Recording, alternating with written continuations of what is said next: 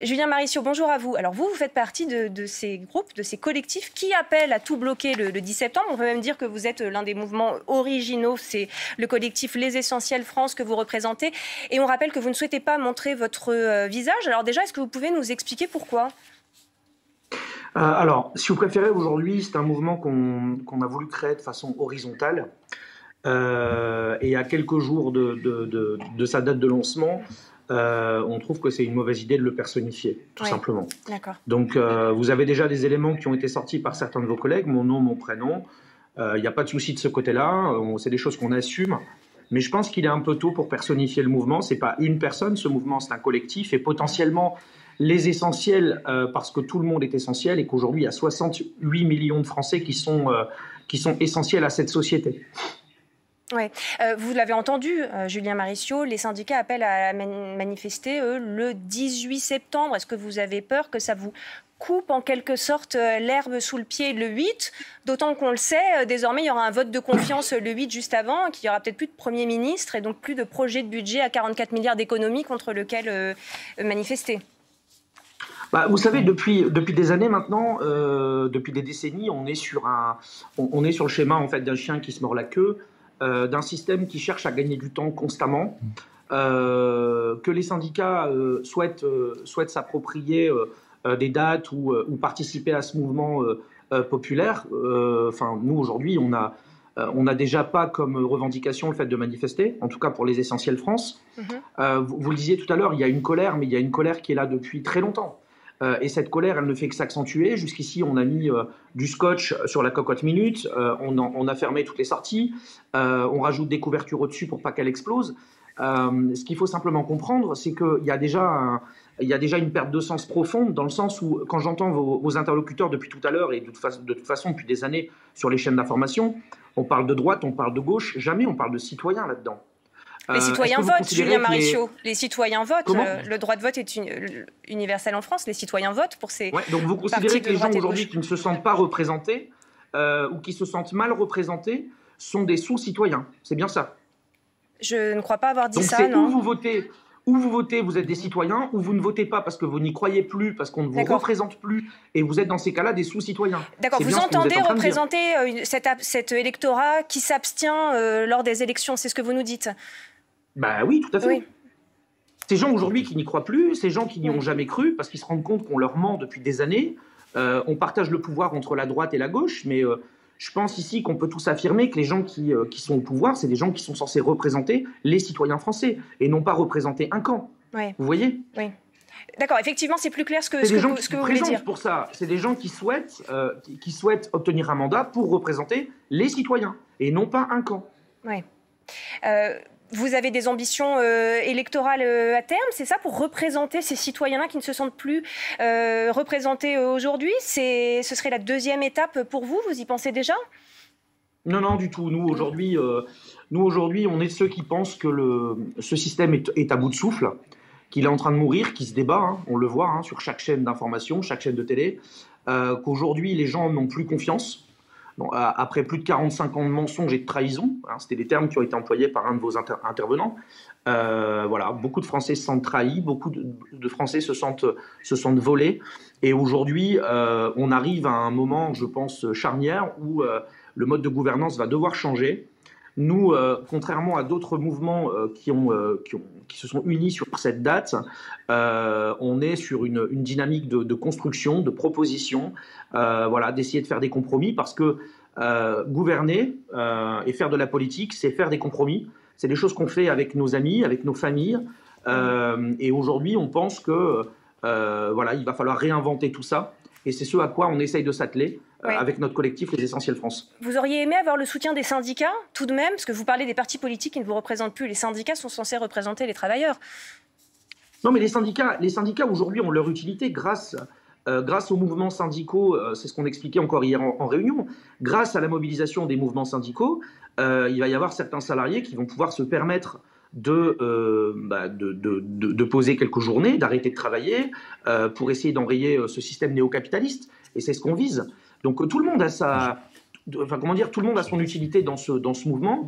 On n'est pas là pour créer des camps, encore une fois, des citoyens et des sous-citoyens. Oui. Tout le monde est concerné, les chefs d'entreprise, TPE, PME, Vous voyez, il y en a plein aujourd'hui qui se sentent représentés par ce mouvement. Et c'est ce qui compte. Chacun quand a vous sa dites pierre à plein, poser à alors l'édifice, pardon de vous interrompre, mais quand vous dites plein, vous parlez de combien de personnes? Vous avez combien de prises de contact par jour? Comment vous mesurez justement ce que vous présentez comme une adhésion à votre collectif?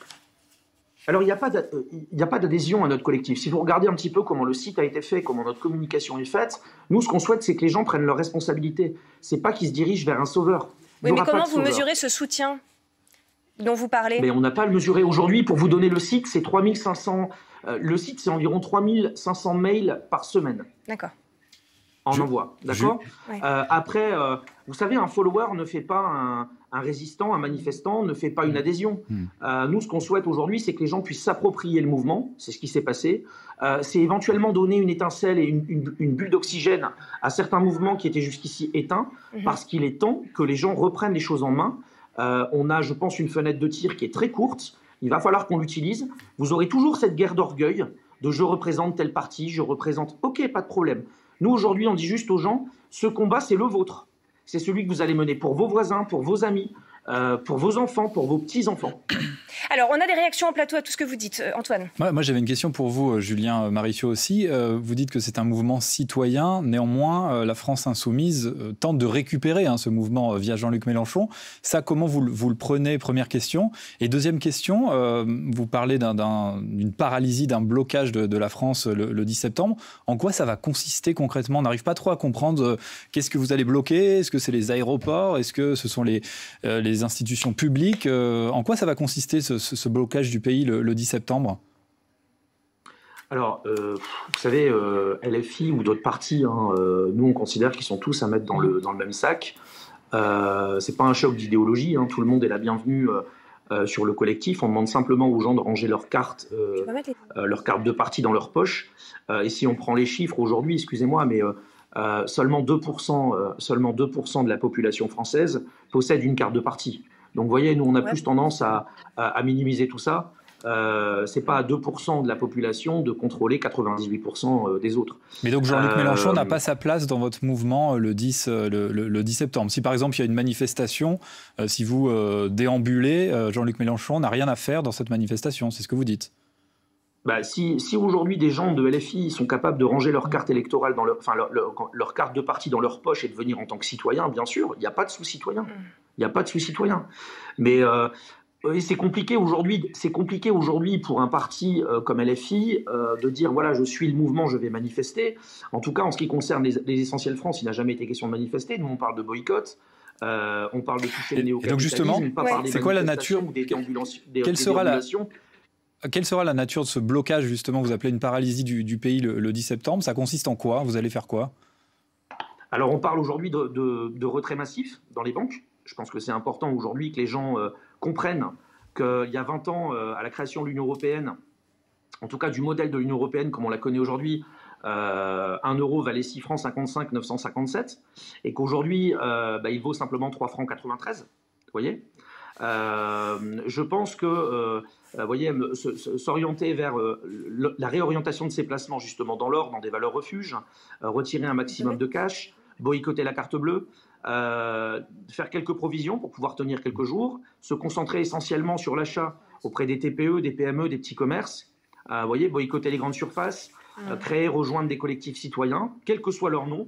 L'important, c'est de se mobiliser, sensibiliser ses amis, ses voisins, poser quelques jours de congé pour ceux qui le peuvent, ou grâce aux mouvements syndicaux, de s'organiser dans ce sens, et surtout de ne pas rentrer dans des mouvements qui puissent être assimilés ou qui puissent tendre vers de la violence, parce que ça n'a jamais rien fait d'autre aujourd'hui que de faire de belles images pour pouvoir casser la dynamique d'un mouvement. Et aujourd'hui, je pense que les gens, après 7 ans de Gilets jaunes, ont compris les techniques qui sont employées par nos dirigeants depuis des années. Ce que vous nous dites aussi, c'est que ce n'est pas forcément des actions spectaculaires que vous allez faire, parce que c'est vrai qu'on pense très rapidement aux actions sur les ronds-points, des Gilets jaunes.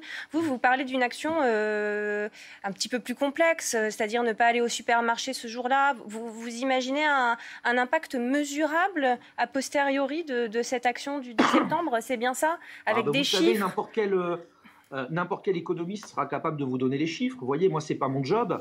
Par contre, imaginez qu'un maximum de Français, on va dire 3,5% de la population, soit capable de retirer un peu de cash, soit capable de boycotter les centres commerciaux. Vous voyez, les centres commerciaux le week-end, simplement le week-end, c'est plus de 2 milliards de chiffre d'affaires. Ouais. Plus de 2 milliards de chiffre d'affaires. Il y a quelques années, on avait la chance de compter dans l'écosystème France, plus de 70% d'entreprises qui étaient des TPE, des PME. Depuis l'année dernière, je pense que c'était 67 000 dépôts de bilan. Là, pour l'instant, on en est à 35 000. Ces sociétés, aujourd'hui, ce ne sont pas des sociétés inscrites au CAC 40. Vous voyez, et tout ce qu'on a pu voir, personne ne pourra rester sans consommer. Mais il y a un moment où on est sur une crise de sens et il faut que les gens reprennent leurs responsabilités et comprennent que chaque acte a un sens et qu'il faut qu'il soit redirigé du bon côté, tout simplement.